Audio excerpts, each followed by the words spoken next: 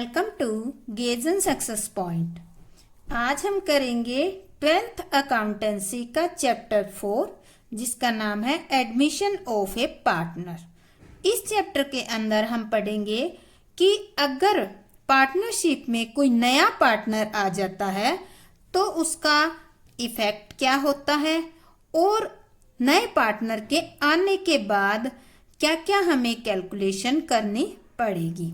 तो सबसे पहले इसका हम स्टडी करते हैं मीनिंग क्या है। Admission of A partner means entry of a new partner with the consent of other partner. यानी कि कोई नया पार्टनर आता है, नया पार्टनर कोई भी एंट्री लेता है तो वो बाकी जितने भी पार्टनर है उस बिजनेस के अंदर उन सब की सहमति से ही एंटर हो पाएगा। मान लेते हैं एक बिजनेस है, उसमें 3 पार्टनर हैं ए बी सी और एक नया पार्टनर डी आना चाहता है। उसके लिए ए और बी तो एग्री कर रही हैं बट सी एग्री नहीं कर रहा, तो ऐसी कंडीशन में डी पार्टनर जो है बिजनेस में एंट्री नहीं ले सकता, क्योंकि कंडीशन क्या है, बाकी सारे पार्टनर एग्री होंगे तो ही नया पार्टनर एंट्री ले पाएगा। तो अब आता है the incoming partner will bring cash as capital for business. यानी कि जो नया पार्टनर आता है वो कैपिटल के लिए क्या लाता है, एज ए कैश। यानी कि वो बिजनेस करने के लिए आता है तो उसको भी तो कैपिटल का शेयर देना पड़ता है, उसके लिए वो क्या लाएगा, cash. He also bring cash as goodwill to compensate the old partner who sacrifice। यानी कि जो ओल्ड पार्टनर है वो क्या करते हैं, नया पार्टनर आते हैं तब अपना प्रॉफिट का शेयर आने वाले पार्टनर को सेक्रीफाइस करते हैं। तो इसके बदले में जब वो कुछ सेक्रीफाइस करेंगे तो उसके बदले में वो क्या लेते हैं, goodwill.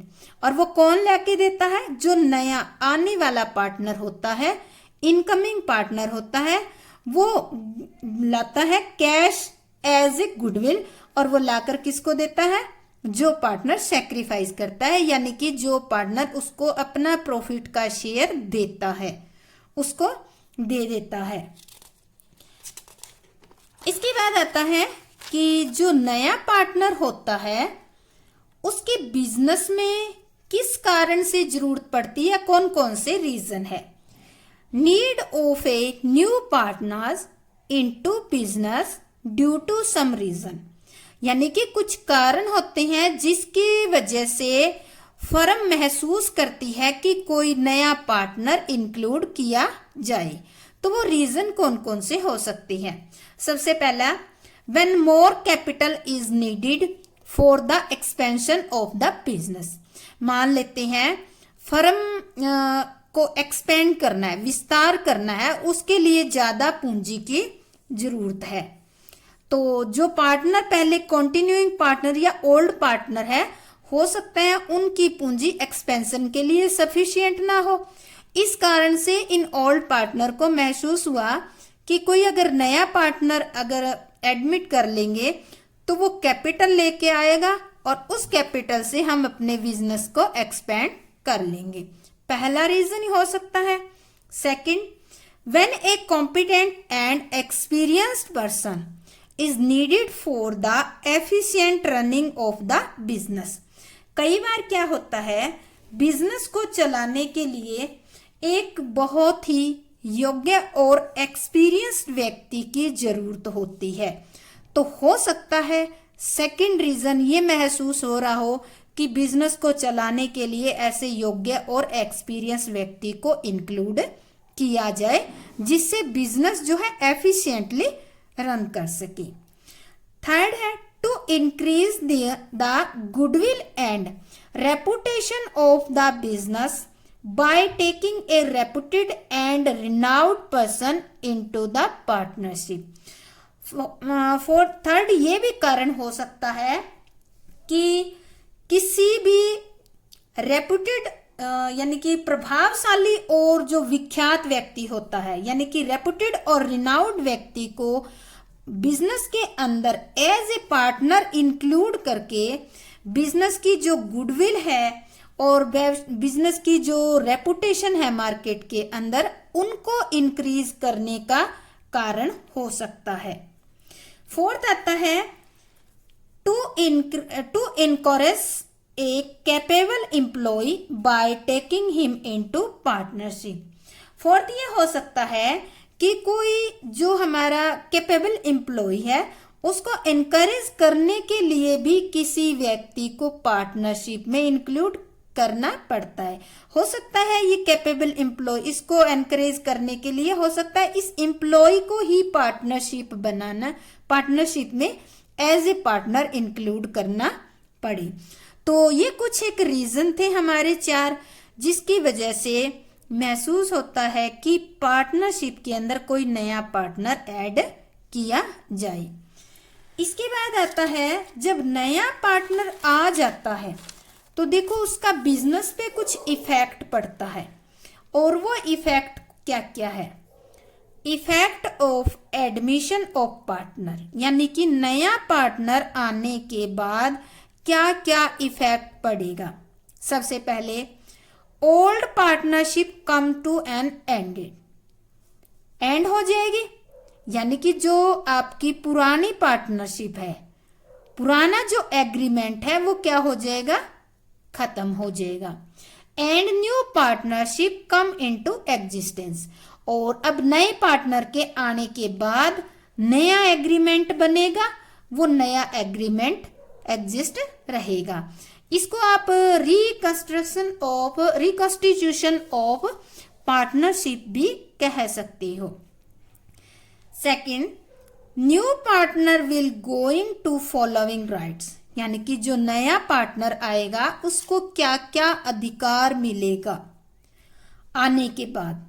Profit of firm, profit मतलब फर्म में प्रॉफिट होगा तो भी उसको शेयर मिलेगा, लॉस होगी तो भी उसमें शेयर मिलेगा, पर ये होगा कब, उसकी एंट्री की डेट से आगे। मान लेते हैं वो 1 अप्रैल 2017 को एडमिट हुआ है, तो इससे आगे उसको प्रॉफिट और लॉस सभी में सभी में कंट्रीब्यूट करना पड़ेगा, यानी कि प्रॉफिट होगा तो भी उसको मिलेगा, लॉस होगी तो भी उसको मिलेगी।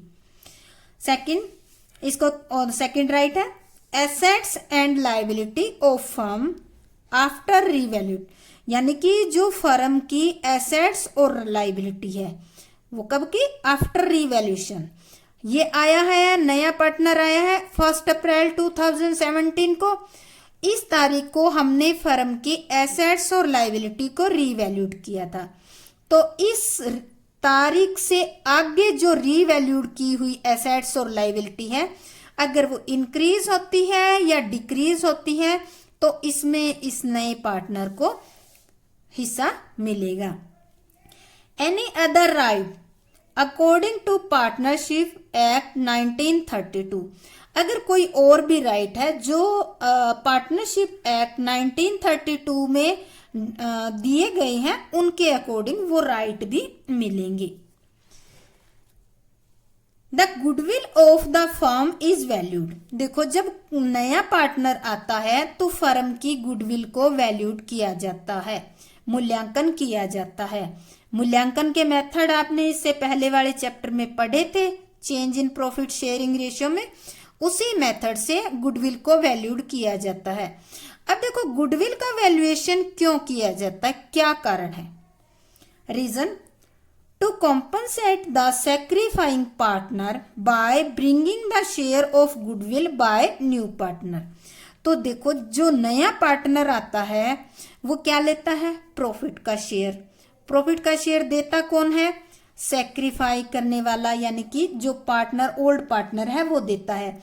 तो कोई भी फ्री में अपना शेयर नहीं देगा, तो क्या करेंगे, तो जो नया पार्टनर आ रहा है वो क्या लाएगा, गुडविल के रूप में, वो कैश के रूप में गुडविल लाएगा और वो सैक्रिफाई करने वाले को दे देगा एज ए कॉम्पनसेट, यानी कि वो अपना प्रॉफिट का शेयर दे रहा है और जो इनकमिंग पार्टनर होता है वो गुडविल का शेयर उसको दे देता है।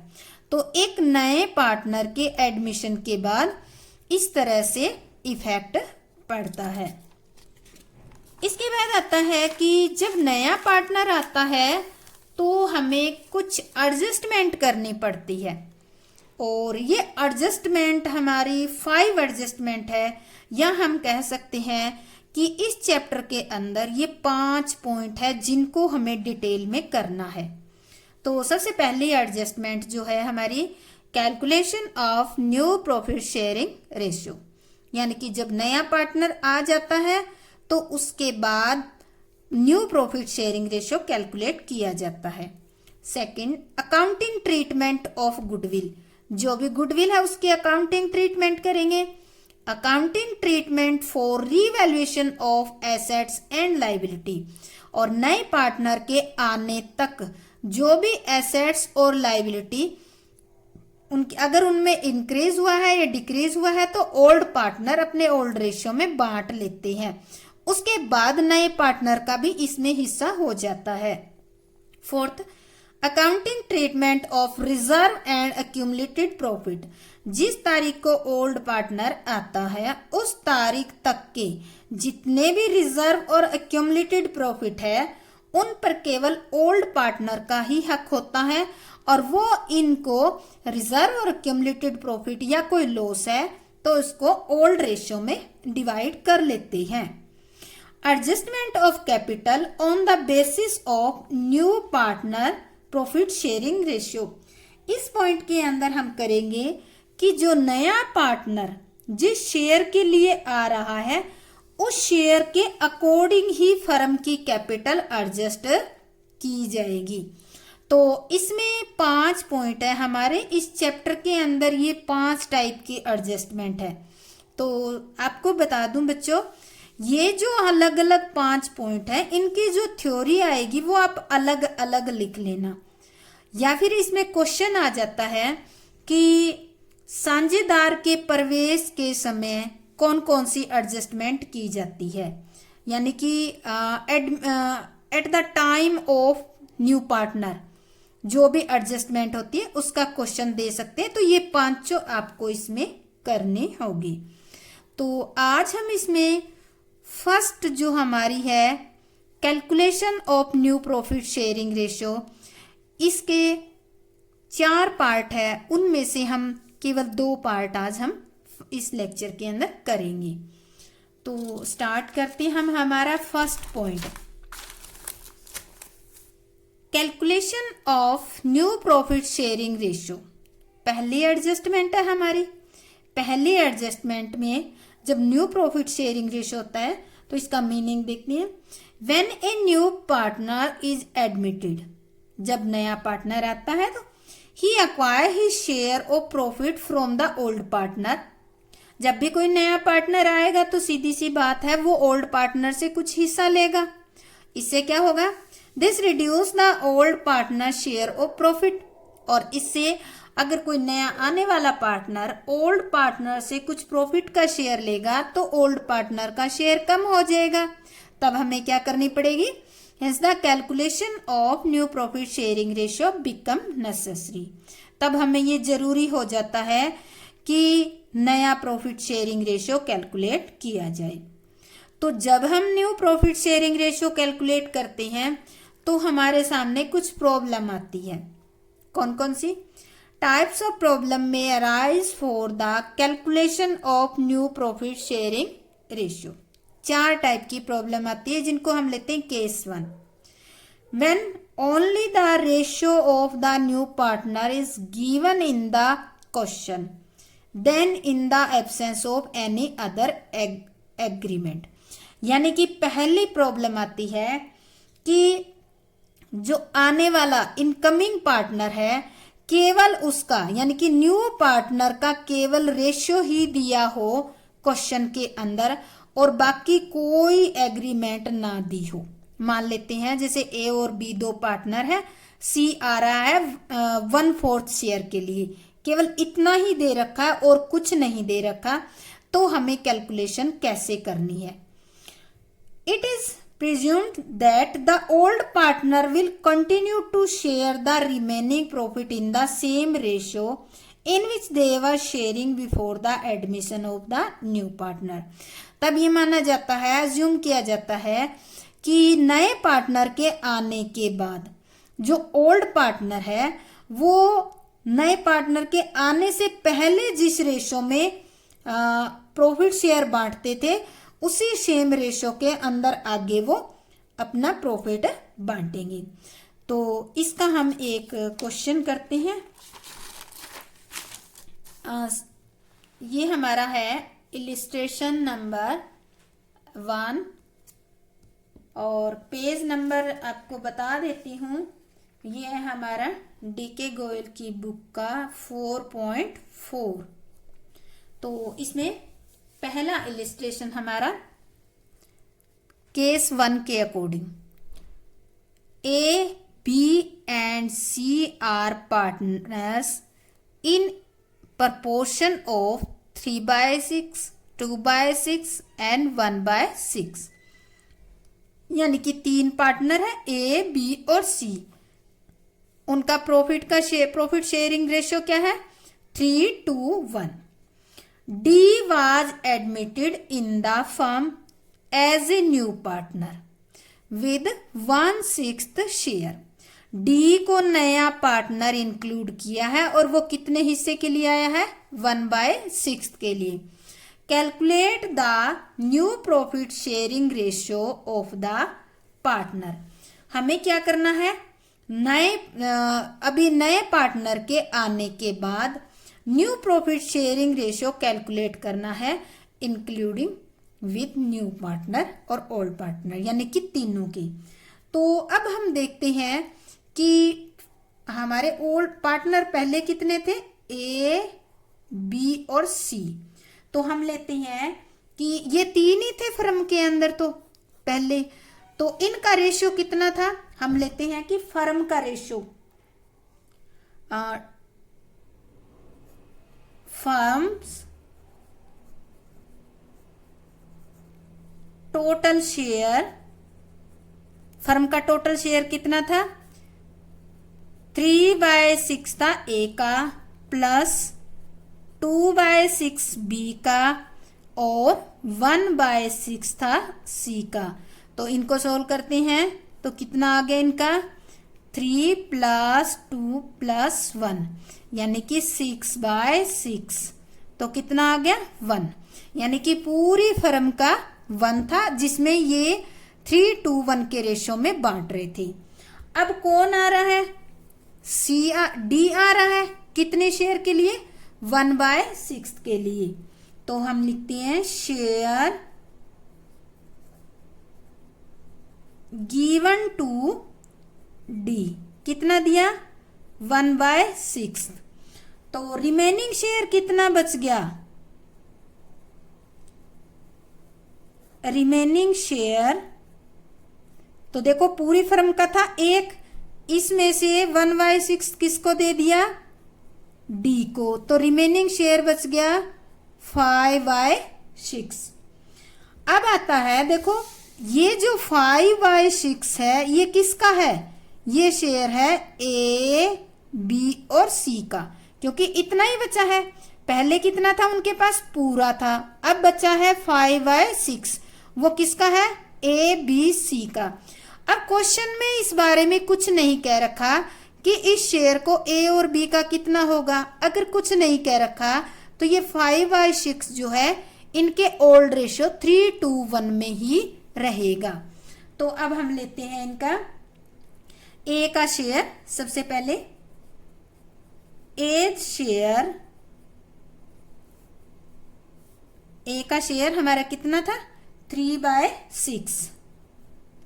3/6 ऑफ किसका?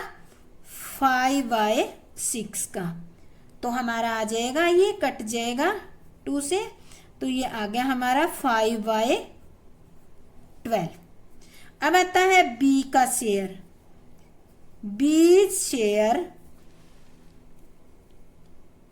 बी का कितना था? 2/6 ऑफ 5/6, तो ये कट जाएगा, तो ये आ जाएगा हमारा 5/18, 6 3 जा 18। सी का शेयर था 1/6, किसका? ऑफ 5/6 का, यानी कि इसमें से ही मिलेगा, तो ये आ जाएगा हमारा 5/36। और डी का शेयर आपको पता ही है कि डी कितने के लिए आ रहा है? 1/6 के लिए। अब हम निकालते हैं new profit sharing ratio. Now चारों का निकल गया। अब हमारा डी तो आ ही रहा है 1/6 के लिए, और इन तीनों का हमने निकाल लिया। नाउ न्यू प्रॉफिट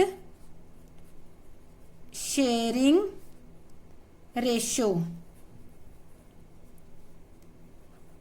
ए, बी, सी और डी। ए का कितना आया? ए का आया 5/12, बी का 5/18, सी का 5/36 और डी का 1/6।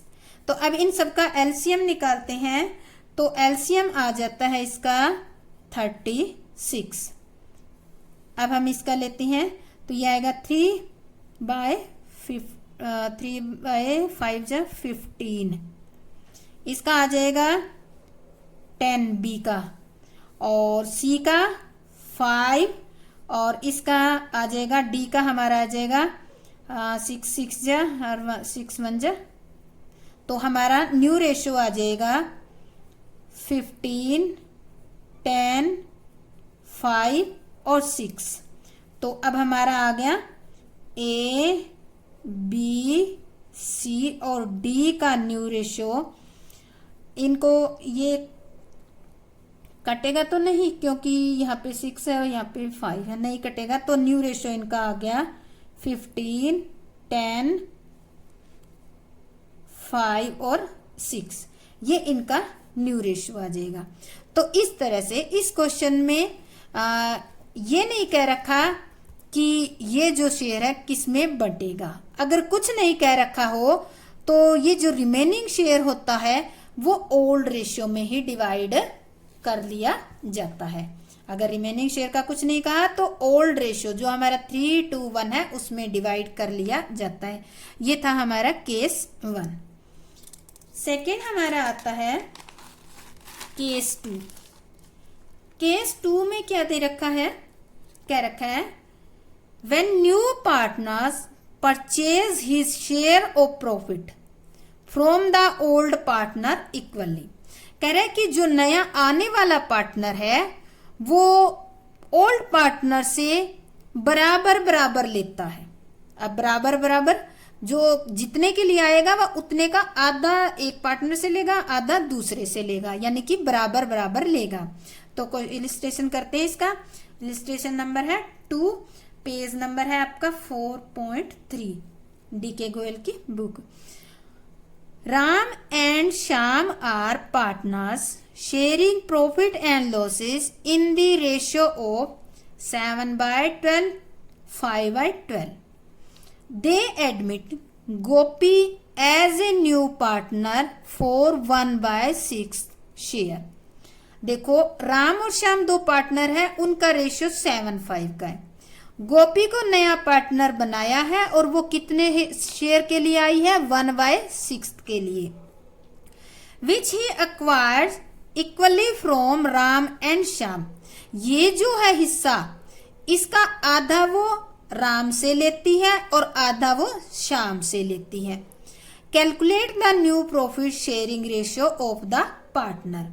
तो अभी हमें new profit sharing ratio calculate करना है। अब हम निकालते हैं इसमें गोपी को कितना शेयर दिया फर्म में? Share of profit given to Gopi कितने के लिए आई थी? 1/6 के लिए। अब देखो ये अक्वायर 1/6 का किससे क्या क्या ले रही है, ये कह रही है which he acquire equally from Ram and Shyam, यानी कि इसका आधा आधा। तो इसका हम आधा कर लेते हैं, शेयर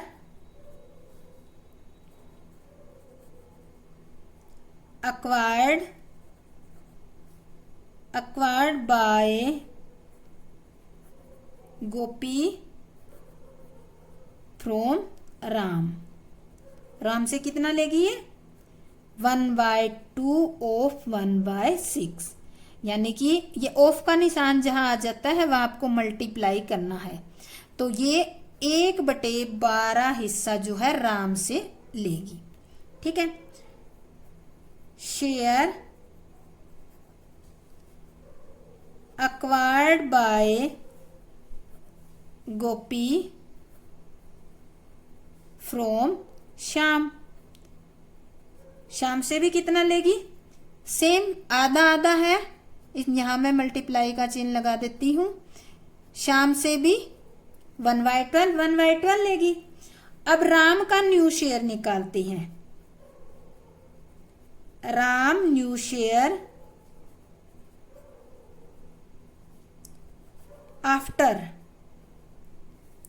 आफ्टर सरेंडरिंग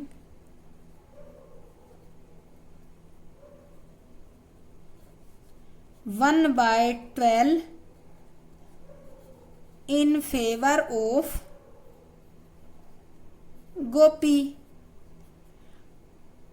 गोपी को 1/12 देने के बाद राम का क्या शेयर है, तो राम का शेयर कितना था, ऊपर देखो 7/12 था।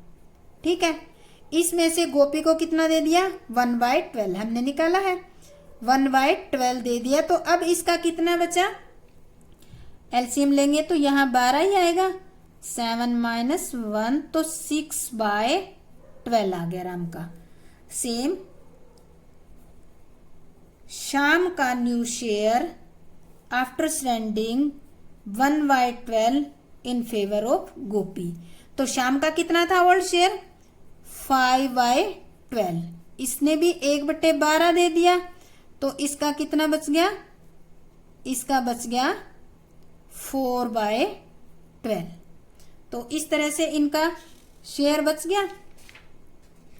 इसके बाद गोपी का शेयर निकालोगे तो ये जोड़ने के बाद निकल जाएगा इनका।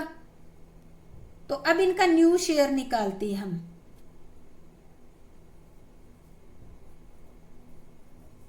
New share of Ram Shyam and Gopi. अब देखो राम का कितना आ गया 6/12, गोपी का कितना आ गया, सॉरी श्याम का कितना आ गया 4/12। ये देखो Shyam new share after 1/12 in favour of Gopi 4/12। और गोपी कितने के लिए आ रही थी आपको पता ही है, 1/6 के लिए आ रही थी, तो गोपी का एज इट इज लिख देंगे। तो इसके बाद हमारा अगर लेंगे तो एलसीएम कितना आ जाएगा, इसका एलसीएम लेंगे तो इसका आ जाएगा 12। तो ये आ जाएगा हमारा 6, 4 और 2। न्यू शेयर इनका आ जाएगा, अगर लेंगे तो ये कट जाएगा आपस में, 6, 4 और 2 से कट जाएगा 2 और ये आ जाएगा 3। तो इनका हम लिख देंगे न्यू रेशियो, न्यू शेयर आ जाएगा 3:1। ये अपना आंसर निकल जाएगा। तो इस तरह से हम इसको सोल्व कर लेंगे। तो इस कंडीशन में क्या था, इस कंडीशन में ये था कि जो नया पार्टनर आ रहा है वो पार्टनर जो ओल्ड पार्टनर है उनसे अपने हिस्से का बराबर बराबर का लेते हैं। तो अगर ये बराबर बराबर ना होकर अलग रेशो हो तो हम कैसे कैलकुलेट करेंगे, क्योंकि इसमें तो इन्होंने कह दिया कि 1/6 के लिए आई है और 1/6 का दोनों से बराबर बराबर लेंगी, बराबर बराबर लेगी तो इसका मतलब है आधा राम से और आधा श्याम से लेंगे। अगर अलग अलग हो तब हम क्या करेंगे। Next question, case number 1, illustration number 2, A, B and C were partner in a profit sharing firm sharing profit in the ratio 3:1। 3 partner है A, B, C। Profit sharing ratio क्या है 3:1। They admitted D as a new partner for 1/8 share in the profit.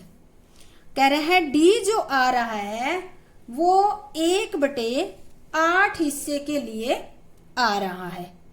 आगे कह रहा है, यहां से ध्यान से समझने के लिए है, which he acquired 1/16 from B, यानी कि 1/8 का 1/16 फ्रॉम बी एंड 1/16 फ्रॉम सी, यानी कि 1/16 तो वो लेता है बी से और 1/16 वो लेता है सी से।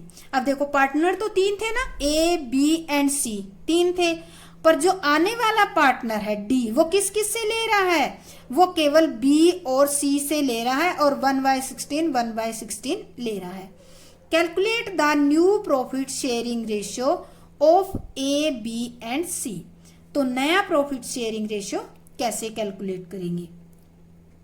तो सबसे पहले देखो 3 पार्टनर थे, इनमें से ए तो कोई सरेंडर नहीं कर रहा, तो हम सबसे पहले ए का शेयर लिख लेते हैं।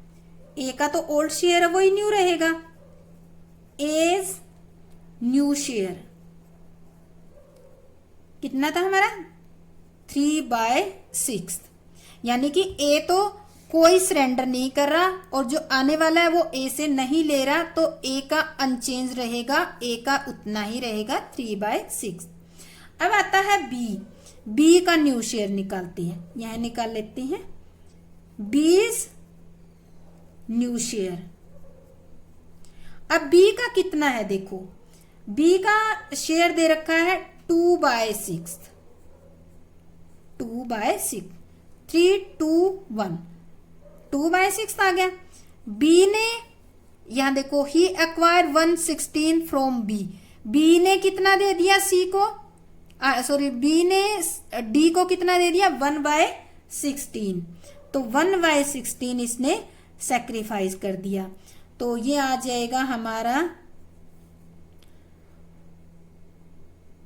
इसका आ जाएगा 48, एलसीएम लेंगे तो इसके बाद आ जाएगा ये 16 माइनस में 3, तो ये आ जाएगा हमारा इसका बी का न्यू शेयर 13/48 निकाल लेंगे इस तरह से। अब आते हैं सीज न्यू शेयर। सी का देखो ओल्ड कितना दे रखा है 1/6 माइनस इसने भी सी ने भी कितना दिया है 1/16 फ्रॉम सी, 1/16 दिया है इसने, तो इसका भी आ जाएगा इस तरह से 48, इसका निकालेंगे तो ये आ जाएगा 6 8 जा 48 माइनस 3, तो आ जाएगा हमारा 5/48। और डी का शेयर आपको पता ही है, डी का शेयर डी कितने के लिए आया है आपके 1/8 के लिए आया है, 1/8 शेयर के लिए। तो अब इनका नया रेशियो निकालेंगे। Now new profit sharing ratio किन किन के बीच में निकलेगा, A B C and D. A का देखो ए का अनचेंज्ड है तो हम लिख देते हैं 3/6। बी का कितना आया निकलने के बाद 13/48। सी का कितना आया 5/48 और डी का 1/8। तो अब इनका एलसीएम अगर लेते हैं तो एलसीएम हमारा आ जाएगा 48 ही आ जाएगा हमारा एलसीएम। 48 तो इसका हो जाएगा हमारा 6 8 जा 8 3 जा 24 और इसका फिर आ जाएगा 13 5 और इसका आ जाएगा 8 6 जा और 6 1 जा 6। तो न्यू प्रॉफिट शेयरिंग रेशियो हमारा आ गया 24 13 5 और 6।